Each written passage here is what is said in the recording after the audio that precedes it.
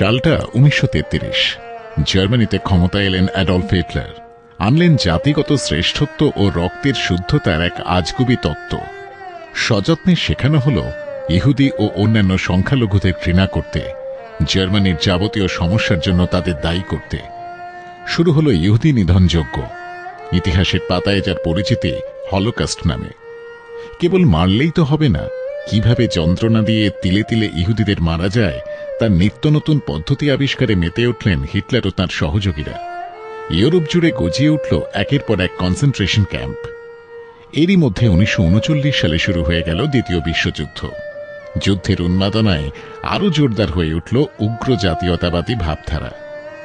1945 সালে সংযুক্ত বাহিনীর হাতে জার্মানির পরাজয়ের আগে পর্যন্ত চলেছিল মানব ইতিহাসের এই লজ্জাজনক অধ্যায়।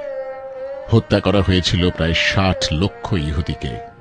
যারা বেঁচে গিয়েছিলেন তারা গেয়ে উঠেছিলেন জীবনের গান, যে গানের অর্থ হল, দেখো আমার ভাইরা, আমি এখনো বেঁচে আছি।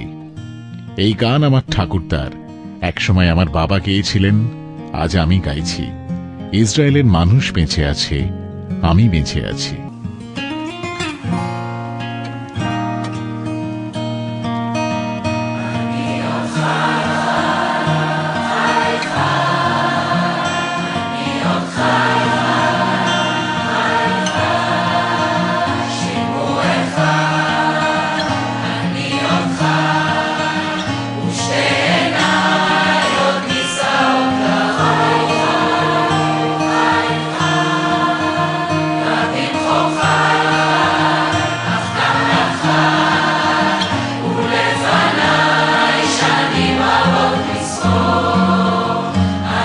ঘৃণা, বৈষম্য ও হিংসাকে স্বার্থসিদ্ধির জন্য ব্যবহার করে মানুষকে কোন অমানুষের পর্যায়ে টেনে নামানো যায়, হলোকস্ট তার এক জ্বলন্ত উদাহরণ। মানব ইতিহাসের এই অন্ধকারাচ্ছন্ন অধ্যায়ে যে অসংখ্য সাধারণ ইহুদি বিনা অপরাধে প্রাণ হারিয়েছিলেন, তাঁদের স্মরণে 2005 সাল থেকে আজকের দিনটি রাষ্ট্রসংঘ পালন করে আসছে ইন্টারন্যাশনাল হলোকস্ট রিমেম্ব্রেন্স ডে হিসেবে। এই দিনটিতে মানবতা হাঁটু গেড়ে বসে ইতিহাসের সামনে। পুরনো গভীর ক্ষতের ওপর ঝরে পড়ে ফোঁটা ফোঁটা চোখের জল। জন লেনন গেয়ে ওঠেন,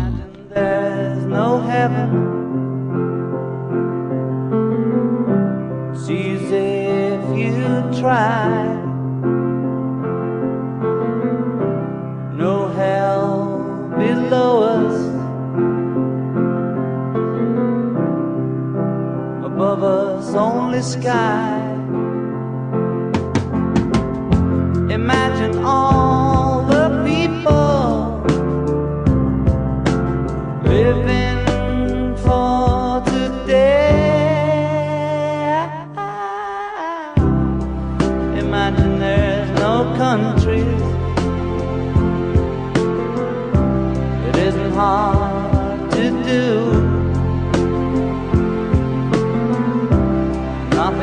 এই হলোকস্টের সঙ্গে আশ্চর্যভাবে জড়িয়ে আছেন রবীন্দ্রনাথ। সেই রবীন্দ্রনাথ যিনি 1908 সালে এক বন্ধুকে লিখেছিলেন, হীরের দামে ঠুনকো কাঁচ কিনতে আমি নারাজ, জীবদ্দশায় মানবতার ওপর দেশপ্রেমকে তাই ঠাঁই দিতে চাই না। 1915 সালে প্রকাশিত তার ঘরে বাইরে উপন্যাসের নায়ক নিখিলেশ বলেছিল, দেশকে সাদাভাবে সত্যভাবে দেশ বলেই জেনে মানুষকে মানুষ বলেই শ্রদ্ধা করে যারা তার সেবা করতে উৎসাহ পায় না, চিৎকার করে মা বলে দেবী বলে মন্ত্র পড়ে যাদের কেবলই সম্মোহনের দরকার হয়, তাদের সেই ভালোবাসা দেশের প্রতি তেমন নয় যেমন নেশার প্রতি। 1942 সাল, পোল্যান্ড তখন হিটলারের নাৎসি বাহিনীর নিয়ন্ত্রণে। দেশ জুড়ে চলছে ইহুদি নিধনযজ্ঞ। রাজধানী ওয়ার্সা শহরের নিজস্ব ঘরবাড়ি থেকে উৎখাত করে তাদের নিয়ে যাওয়া হয়েছে কনসেন্ট্রেশন ক্যাম্পে। শহর থেকে দূরে একটা উঁচু পাঁচিল ঘেরা জেলখানায়, যার নাম ঘেটো। সেখানকার চরম অব্যবস্থার দুর্বিপাকে, অনাহারে কিংবা রোগে ভোগে যারা মরবে তারা মরবে, আর যারা বাঁচবে তাদের মারবার জন্য নিয়ে যাওয়া হবে নিকটবর্তী গ্যাস চেম্বারে। আবাল বৃদ্ধ বনিতা, শিক্ষিত অশিক্ষিত সব ইহুদিদের জন্য একই ব্যবস্থা। ওয়ার্সা শহরে তার নিজস্ব অনাথ আশ্রম থেকে তখন সদ্য বিতাড়িত হয়েছেন ড. ইয়ানুস কোরচাক। আশ্রমিক প্রায় 200 জন শিশু আর তাদের 12 জন তত্ত্বাবধায়কের সঙ্গে তাঁকেও নিয়ে যাওয়া হয়েছে ঘেটোয়ে, যেখানে মৃত্যুর জন্য অপেক্ষমান আরও অনেক ইহুদি। কোরচাক জানেন এখানে মাত্র কদিনের প্রতীক্ষা, তারপর হঠাৎ একদিন তাদের নিয়ে যাওয়া হবে ত্রেবালিঙ্কার মৃত্যুকূপে। সদাহাস্যময় ৬৪ বছরের বৃদ্ধের কপালে গভীর ভাঁজ। কেবলই ভাবছেন কি করবেন তিনি, কিভাবে এই সরলমতি শিশুদের তিনি বোঝাবেন মৃত্যুই জীবনের চরম পরিণতি।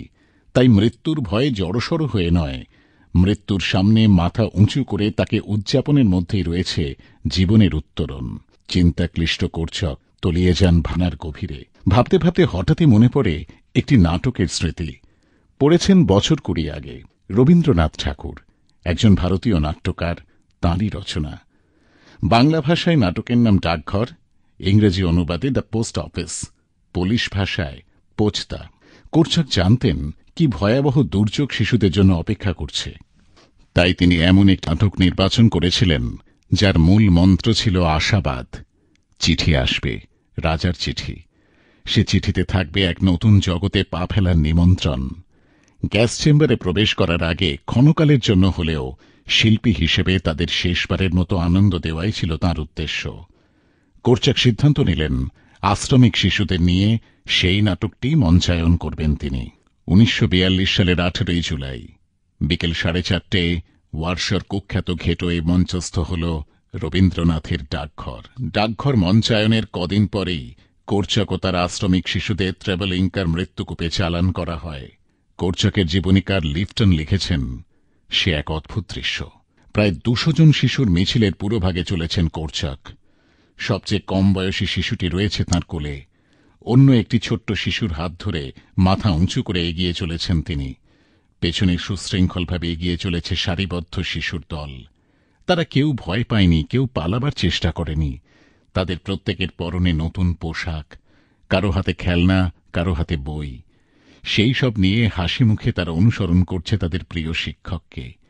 যেন একদল কুতূহলী শিশু চেনা দেশের গণ্ডি পেরিয়ে বেরিয়ে পড়েছে এক অচেনা দেশের সন্ধানে, এমনই ছিল তাদের এগিয়ে চলার ভঙ্গিমা। ডাকঘরের অমলের হাত ধরে তারা মারের সাগর পাড়ি দিতে শিখে গিয়েছিল। মারের সাগর পাড়ি দেব, বিষম ঝড়ের বায়ে আমার ভয়ে ভাঙায় নাই। আমি মারের সাগর পাড়ি দেব,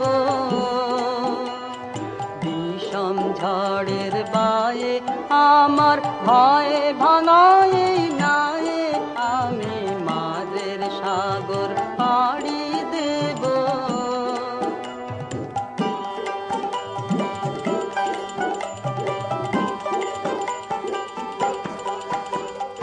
মা ভৈবানের ভরসা নিয়ে ছেড়া